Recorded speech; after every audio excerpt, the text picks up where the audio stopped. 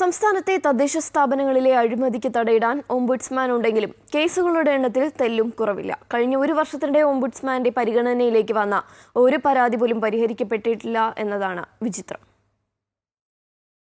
കഴിഞ്ഞ വർഷം സെപ്റ്റംബറിലാണ് justice P D Rajan തദ്ദേശ സ്വയംഭരണ സ്ഥാപനങ്ങളുടെ ഓംബുഡ്സ്മാനായി ചുമതലയേറ്റത്.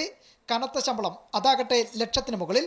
വാഹനം, ഇന്ധനത്തുകയടക്കം മറ്റാനുകൂല്യങ്ങൾ വേറെയും.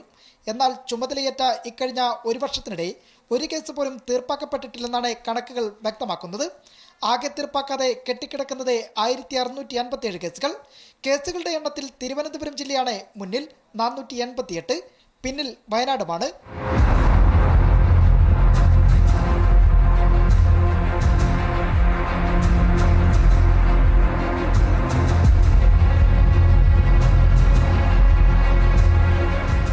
സെക്രട്ടറി അടക്കം 18 പേരാണ് തദ്ദേശ സ്വയംഭരണ ഓംബുഡ്സ്മാന്റെ ഓഫീസിൽ ജോലി ചെയ്യുന്നത്. സ്ഥിരം ജീവനക്കാരും 6ലധികം കരാർ ജീവനക്കാർക്കുമടക്കം വർഷം 1 കോടിക്ക് മുകളിലാണ് ഖജനാവിൽ നിന്ന് സർക്കാർ ഇതിനായി ചെലവഴിക്കുന്നത്.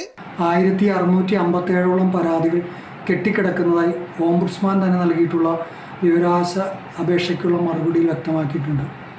ഏറ്റവും കൂടുതൽ പരാതികൾ ലഭിച്ചിരിക്കുന്നത് തിരുവനന്തപുരം ജില്ലയിലും 2ാം സ്ഥാനത്ത് എറണാകുളം ജില്ലയിലുമാണ്.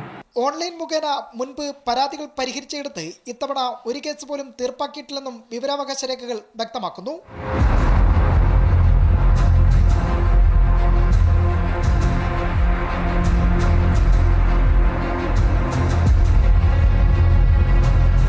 അതേസമയം കേസുകളുടെ എണ്ണത്തിലെ വർധനവ് ജനങ്ങൾ നേരിട്ടിടപഴകുന്ന തദ്ദേശ സ്ഥാപനങ്ങളുടെ അവസ്ഥ എന്താക്കുമെന്നാണ് ഉയരുന്ന ആശങ്ക.